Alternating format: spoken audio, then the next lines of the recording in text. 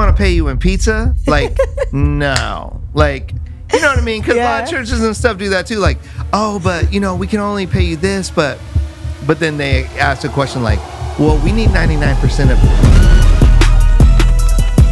Hey, what's happening, family? Welcome to another episode of the Radical Middle Podcast. I'm here with my host, Lynn Marie. So, Lynn, what's going on? You good? Hey, I'm good. All right. So, like always, we are talking about the things you as leaders should be talking about. What are the conversations you need to be having? How do you wrestle with the truth in this thing that we call the radical middle? So, here is what we're going to be playing a little bit of game right now. Okay. So, we're going to say, we're going to go back and forth, and it's going to be like, how do you know that your church or organization is toxic? Okay. So is your church or organization toxic? I'll go first. You'll know your church or org is toxic if when you explain situations to people outside of it, those people are like, what? Like, are you serious? Like, they're offended by it. And if you find yourself making all the excuses and trying to like, no, but you don't understand, like this and that, your church is probably toxic. Yeesh.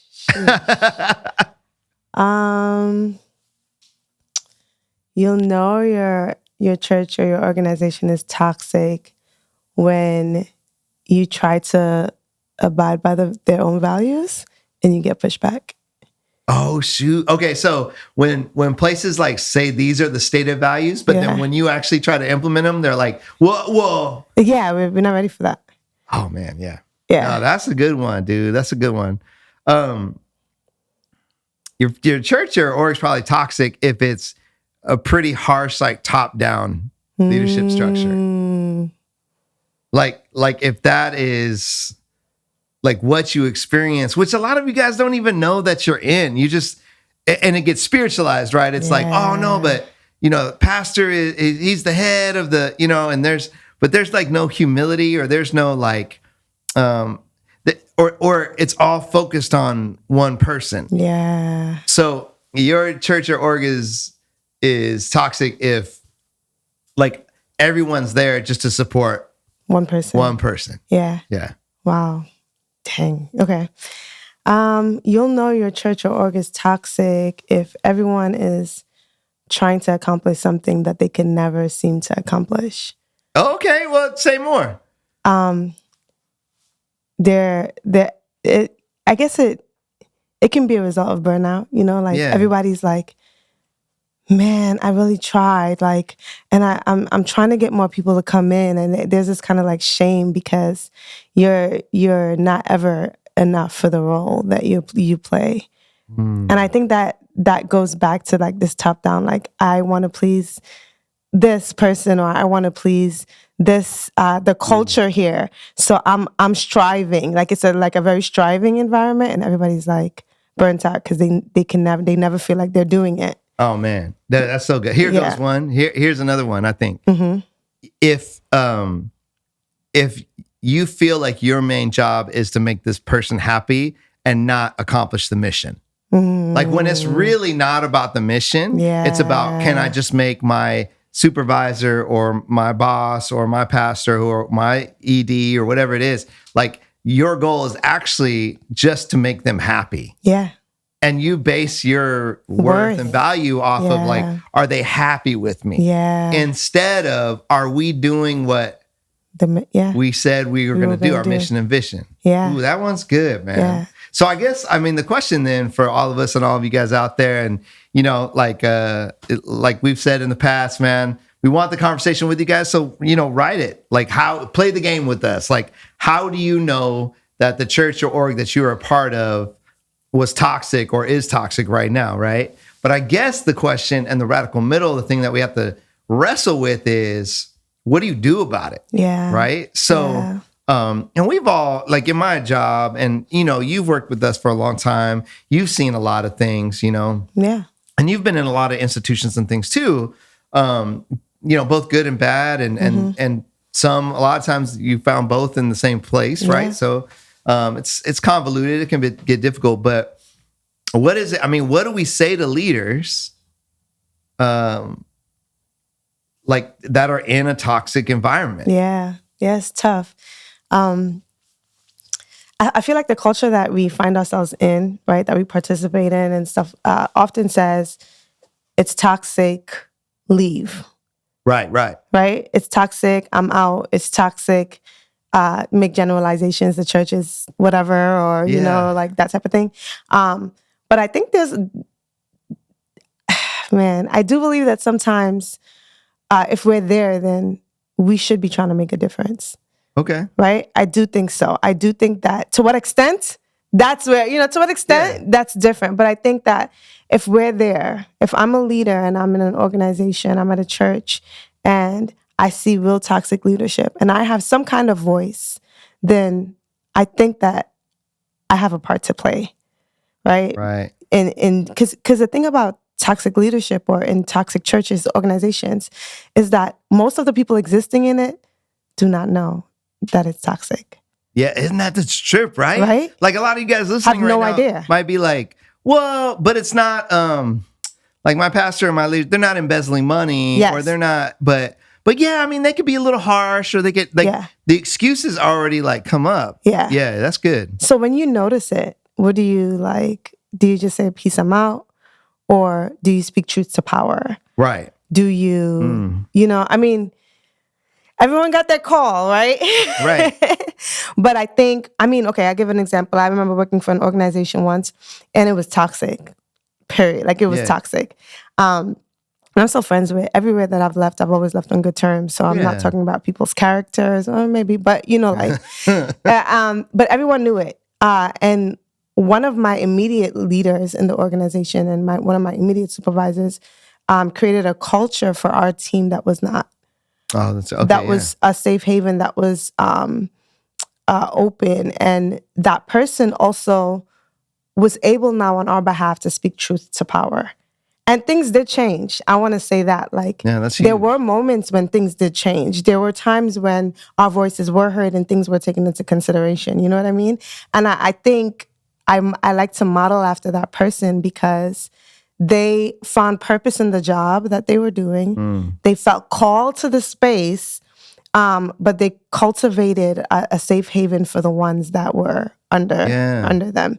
And then they were able to not only create a safe space, but model what it looks like to be honest to the ones that are in power, model what it looked like to not participate in things that were probably unethical, right? Okay. But still like exist in the same space. And this is Christian spaces I'm talking about, right? So I admire that. And I don't know if everyone is called to that. I guess I don't know. Yeah, I mean, because you kind of go, there's two sides to it, right? You got, I kind of feel, I'm going to pick on some of the generations right here, okay? So you got older generations that no matter what it is, they're just faithful, loyal, to like grind it out, right? Yeah. And then you got some younger generations that are like, and I think this is less than the actual toxicity that are in these spaces, but I have seen this as well, where it's just a normal thing and you're calling it toxic. Like you're like, because you didn't like somebody saying, hey, you're not doing a great job. Right. Whoa, dudes, please, and it's like, okay, I actually think that's a smaller percentage, right? So there's that, right? There's that kind of thing, but you got to figure like, all right, if you're following God and you feel like he put you in this place, then you got to ask the question why, right? And I love what you said, where he's like, well, if God brought you here, then what's the good that you're being asked to do? Yeah. But I think people get tripped out because if they don't recognize that's what's happening, like eyes wide open, like, oh, shoot. And sometimes you get into a place and you don't know until you get on the side. In fact, almost all the time. 100%. Or why would you take Nobody says, I cannot wait to work at a toxic. Right. You think it looks awesome from the outside. You get on the inside and you're like, it's a dumpster fire. And you're like, oh my gosh. But then you got to also be like, God is up to something here. Mm-hmm. What are you calling me into? Yeah. But I think the wisdom part is not knowing that you're just there to suffer, but that there's something there. Yeah. And I think the more the wiser you are, the more mature you are, the more you could do what that leader did for you. Yeah. Okay, I'll take the hits. Yeah. And I'll protect my team while I try to fix this. But then there's wisdom too, friends, when it's like, it's not going to change. Yeah, it's my time. And this is this is detrimental. Yeah. And that's the hard part, I think. Mm-hmm. But I think we are making the point, though, is if you got called there, God's up to something, you got to figure it out. And for how long? I remember times where I just stayed in things because I loved the work. Oh, okay. Yeah, talk about that. I felt like this is giving me access to do the work that I feel called to. So you'll put up with this. So I put up with it so that I could be with the ones that I felt God called me to be with, right? And I remember just, taking that on a lot, right? Just like, no, well, this is, how else would I, And I remember in one particular instance a minute ago, I found another avenue to do the work, but it just wasn't the same. So I went back to what wasn't feeding me.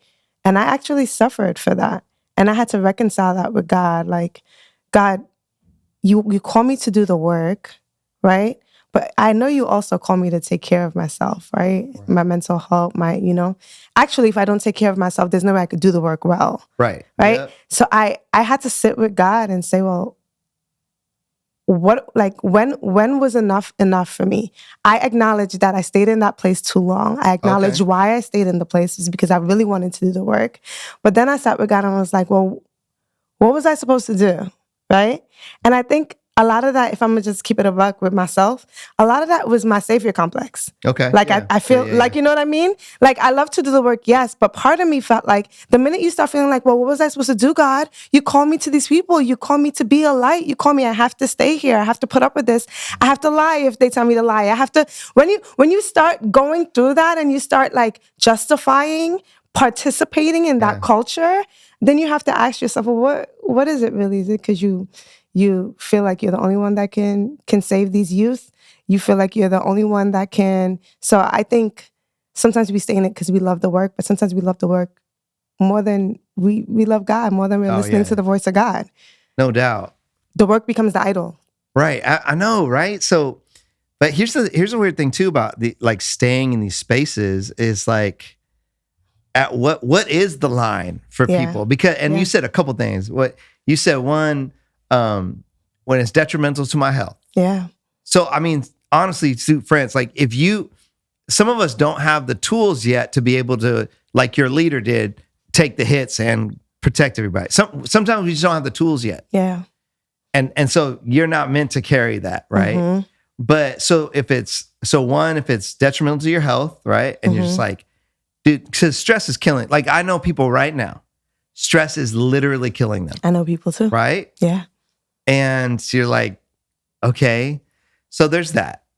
The other thing that you said that I found interesting is when the culture there in the org or the church starts to deform, I'm putting some words on it, deform your image of God or the character of Christ. Yeah. Let's say that. Because if you're in there, right, and now you're lying, you brought it up, you're doing unethical things. Yeah. And these aren't ethical things like in terms of like the scripture. These are like just ethical, like worldly, like corporate, like that's unethical. Mm-hmm. Okay, so now, but here's and this is another way you know it's toxic. People are like, where they spiritualize that to keep you doing the same behavior that you know is wrong. Yeah. Yep.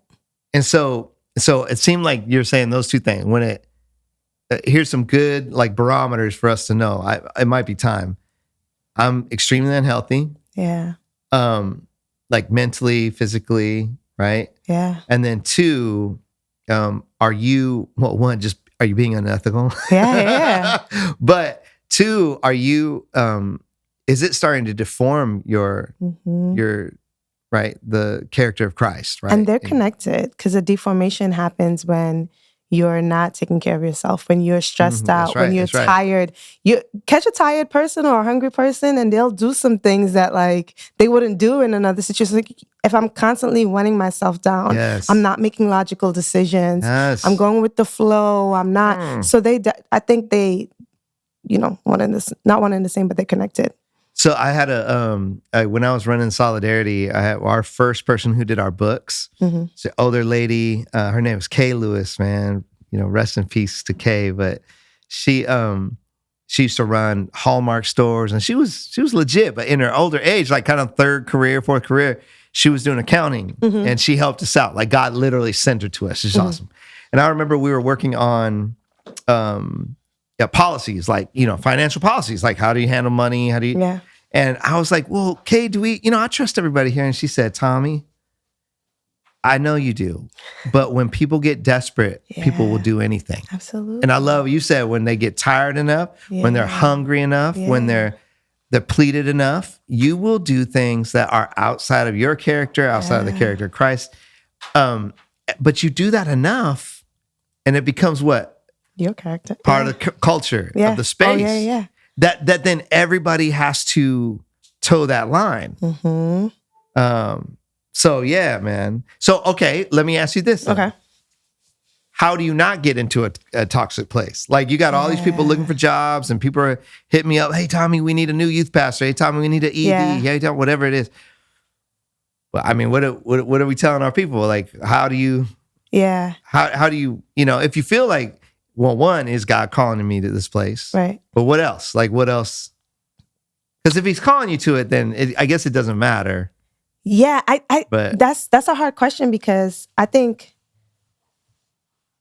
So let's say I end up at a toxic place, right?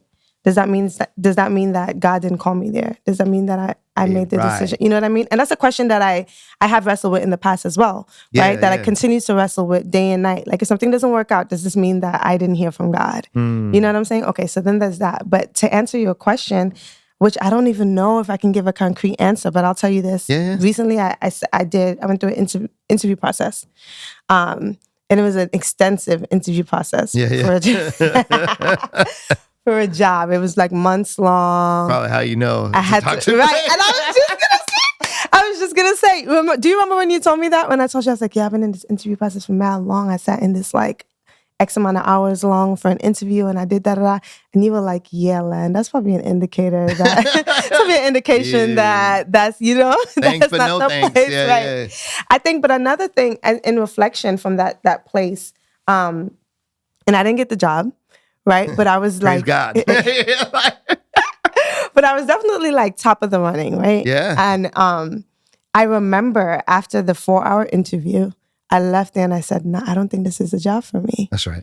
Right? I remember thinking that to myself. Why? Because of some of the questions that were asked, right? It didn't align with my values. Like what? Like, do you remember any of those? So that would be helpful. It would be helpful for those listening. So you didn't get the job anyway, so it's fine. I know. So some of the questions were like, do you think that you do a lot of different things? Like good work. Wow, it's so great that you have all these aspirations. But do you think that when you come here, you just give us 90, the person said 99% of your time, and they caught themselves and they said, well, outside of your family and all of that, like, do you think you can give us? And I remember sitting there like, yeah, Len, no. Like I knew the answer. I'm not going to say that in the interview. And I remember just saying, I feel called to this type of work, and I feel called to this type of work. And until God tells me different. That was kind of like my answer. But I'm like, no, I'm not going to drop, my nonprofit or my community lens for my church lens. It's, to me, I feel God calls me to both. Another thing was, it was something along the lines of like, are you going to go back home? Are you going to go back? Oh, to New York. Yeah. Are you going to go back to, because, it's really hard out here. I've seen other people do it. So are you going to do what other people do? And that was more, the question in itself wasn't, but I think the heart behind the question, that I've seen other people do it. I've been hurt this way before. I don't want someone that's going to lead out of what, the hurt that they experience, because then I'm going to get the brunt of that, know? Yeah. So it's those also like kind of a shame question. Yes, yes. Are you going to be weak too? Yes. Are you going to rank out? Are you going to, or is your, maybe what they're really saying is your full loyalty to us. I need your undying loyalty here. And I'm telling you, like, this next generation has been like, nah, dude, no. Yeah, no, I see that. Yeah, so those are some of the things from in the type of work that I do, like, in the pastoral space and in the nonprofit space, every time I encounter an organization or a church that thinks that they're competing, right, with either another church or another, but thinks that they're competing with the nonprofit side of things, like it's either you're in the church or you're in the nonprofit. Those are also other indicators. Which is really like it's just a value, scarcity mindset. It's also like a theological framework of kingdom. Like you don't work in that, right? And so here's another thing. Here's how you stay out of toxic places, friend, is you've done the work to know your values. You've done the work to go, I recognize when it is this way, and these are the things I want, and these are things I could put up with, and these are the things I can't. Yeah. Right? So the clearer you are on who you are, and I don't mean like, I've seen all these videos about, people dating or whatever, like, these are the things I need in a woman or a man, or this is my list. I'm not talking about that where it's like, look, nonprofit church, I'm going to need that, 401k, and I'm going to need like, profit, or matching. I'm going to like, and you can have those aren't necessarily bad, but what I think you really want to go, look, I'm called to this place. Here's my value system. This is who I am. Am I a good fit? Yeah. And are they a good fit for me? For me, yeah. And just having some of that wisdom in that, is good. I think some other things we could do is, and I don't think people do this, give yourself enough time. Here's another way, it's toxic. If it's like this, like, hey man, I'm going to have to know by tonight. I just interviewed with you. I can't make that decision that soon. It's another way, if it's like toxic, but taking the time and then talk to people. Hey, I know that you used to work here. How was it? How come you left? You know what I mean? And sometimes this is why LinkedIn exists. Yeah. Yes. LinkedIn. Yeah. This is why LinkedIn exists. Yes. Tanisha. Oh, that's her favorite thing to do. She goes on there and she starts reaching out to people. Use it. Use the platforms. Yeah. For sure. Be like Tanisha. Be like Tanisha. That's what we're trying to say. Hey, Tanisha. Yeah. Yeah. So, you do your research on it. Because a lot of times too, especially if you're younger, you're just like, I'm so excited that I'm even here, that this big church or this org even wants me. And I get that. There's parts of it like paying dues. I understand some of those things. But my big thing is eyes wide open. Yeah. Like, you got to at least know what you're stepping into as much as you can. Yeah. And then when you've prayed and you feel like God's calling it to you, okay, then figure out, and then you're disappointed when you find out what the leader's really like or what the culture is like or all the junk. Then you got to go back and go, Lord, what is it that you want from me here? Because it's not always about you. Yeah, facts. Right? Like that. I love your story. That leader who was like, okay, I got to protect my team. Okay. Yeah. I think that's beautiful. So, as you were talking, my younger self, I wish I learned that I am a prize, right? Like, I really wish I learned that when I went into these situations, that yes, I'm being interviewed, but I'm interviewing them as well. Yep. Absolutely. Like, I wish I learned that, Len, as much as they need someone to fill this spot or whatever, that just every opportunity is not a God opportunity. Every opportunity is not a good opportunity. And I think if I knew my values earlier, to just go back to that, because I think that's so important, that is what would have informed my yeses and my nos. Yeah. I think I was just so like an opportunity, you know? Yeah. And sometimes, and this is not an excuse, but I think sometimes as immigrants, right, we're taught, like, I remember it's like, you're coming to America, you have so much opportunity, seize every opportunity. So when something comes up, you run to it, you do this, and then you do that, and then you do this. If you see my resume, you're gonna be like, you did that? I mean, I've sold oil, like heating oil. Yeah. Okay. I've done technical support for a cable company. I've sold shoes. I did babies. I mean, I've done it all because it's like another opportunity. Oh, let me just run here. Another opportunity. Run here. But I'm running myself ragged because I'm experiencing all these things that, like, if I just knew my worth and knew my values, that I can really sit down and say, what's really happening here? No, that's so good. And I think from that, you're a unique perspective that I know a lot of our leaders can connect with, right? Talk to me a little bit about the other side of that. Because I so agree with you. I'm like, yeah. And one of the reasons it's like that, not only in the immigrant experience, but in Christian work, every opportunity is like an open door from God. And so the leaders are like, here, we're going to heal here. They go to a conference, they get inspired. Now we're going to go this way. Or they went on a mission trip. Now we're going to, and it's like whiplash. It's like, man, and not every opportunity is a God. I love that is a God opportunity. What about on the other side?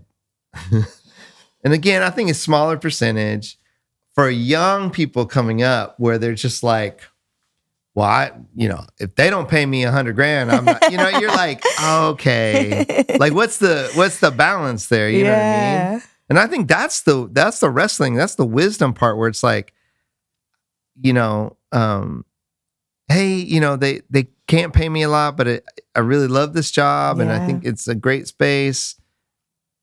Like, because that's what's hard about it. It's like, I love, not only are we saying you have to have values, but you have to understand your value. Yeah. Like, I'm valuable. Yeah. But I also think there's a space where you got to be really honest about that too. Yeah. Like, because my value didn't change overall. God loves me when I'm a sinner. God loves me after I'm saved and still a sinner. God loves me when I was born. God loved me before. Like, there's a constant there. Right. So my value as a human being, that's right. Settled. That's just what it is. It's settled. Yeah. You got to walk around in that. But there's another value too of like what I bring. As a practitioner, yeah. I've been doing it. I've made all the mistakes. I learned from that. That was a really painful experience, but I learned from it. I grew. So then your value, or maybe you would say people might make a differentiate between value and worth. Yeah. Yeah, exactly. Yeah. And so then your worth grows, or it might be switched. Your value grows. Right. Your worth is settled. You're already worthy. Right. Like, because Jesus died on the cross for you. But your value does grow because you're like, wow, what you bring to this team, it's incredible. Thanks for bringing, and you do it as young people too. Who you are, your ethnicity, your culture, your language, your perspective, your youth, your talent, your all that stuff. Yeah. That's a gift. So learn how to appropriately value that. Yeah. I would say for the young people that think that way, because I was recently talking to a colleague and she was having a hard time hiring for like, the positions that she had. And she's like, they want us to start at X amount. And she's like, we just can't. And she's like, they never even did the work before, but they, and I think sometimes we think that when we come into, so we know our values, we know what we're worth, we know how much experience we have, and we think that sometimes the actual money we take home is the only compensation for that. But sometimes, right, good. You have to factor in who you'll be working with, the kind of investment that they'll put into you, and you get a little bit older or even young, you should be knowing the benefits as well. Like this type of, I think understanding like, man, I can't take, for a younger person, we're talking about $2-3 is usually like the difference, right? Yeah. So for a younger person, I can't take like $2 less because I'm going to grow working under this person. Right? And that's after you did your research on the person, hopefully, and you asked the right questions. But you're like, man, that $2 is not going to compare with the knowledge and the wisdom that I'm going to glean from being in this organization or this establishment. So I think understanding that too, that it's not, your compensation is not only in dollars, that there's so much more. If I were younger, that's another thing. There's so much more that you can get out of this experience if you would just like wait, that's so good. I mean, I think the other part of this too is I would say for younger leaders out there, this is why you're asking for it. This is why mentoring is so important, right? Like community and so important, because you need somebody like a 20-year-old needs a Lynn Marie to sit down with them and be like, hey, tell me about the opportunity. Here's what I know about them. Yeah. But listen, I know it's not what you were hoping for, but think about that and just give a different perspective. Yeah. Doesn't mean they have to do it. But in that, they're like, okay, you're putting them on game because they're just like, man, they didn't have this or that. And you're like, okay, I hear that. But you're going to get to work with so-and-so. Yeah. This is going to open up the doors for like, think long-term, like, right? Or it might be like, no, that is not okay. Right. So on the other side of it, right?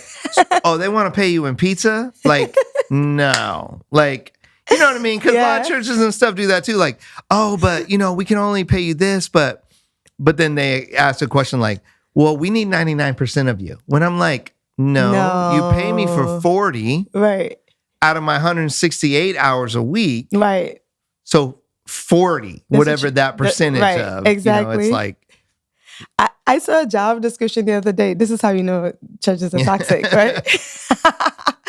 It goes, looking for a volunteer pastor, right? Role, blah, blah, blah. So I'm like, they want someone to volunteer. This obviously like a 10-hour gig. They go, works on weekends and weekdays, counsels people, preaches on Sundays, teaches Bible study. I mean, a full-time pastor role. They're like looking for someone to volunteer. For free. The last time I checked, volunteer meant for free. I don't know if they're going to stipend maybe transportation or something. I don't know, but that's giving free to me. Dude, I know a guy that, they'd never, his denomination is never, he preaches all the time, has this like, masters and theology, like never pay him. Like, I just am like, it's just disrespectful. Yeah, I mean, it's like toxic. Right. So when you get to that place where you're like, your worth is set, but your value, like you got to value yourself and you got to come in with values. Yeah. Man, that's good. So friends, I hope, today as we're kind of wrapping up today and talking about this idea of is your church or toxic, man, Lynn had so many takeaways, I think, today. I think we had a lot of takeaways. There was some gems dropped today, especially for you younger leaders, man. So hopefully you enjoyed the Radical Middle today, man. Make sure that you share it and that you like it, that you post it, all those things. And I know it's hard because sometimes it's like, Tommy, I would post this, but I'm in a toxic environment and they'll know that, you know what I'm saying? Like, so I know a lot of you feel that way, but look, man, hit us up, join in the conversation, join in, hit us up in those comments. Let us know, what you're doing in the toxic place that you're in. And man, would love to start the conversation and continue that with you, man. So thank you guys so much, man. Lynn and I love being with you today. We'll see you guys next time. Peace.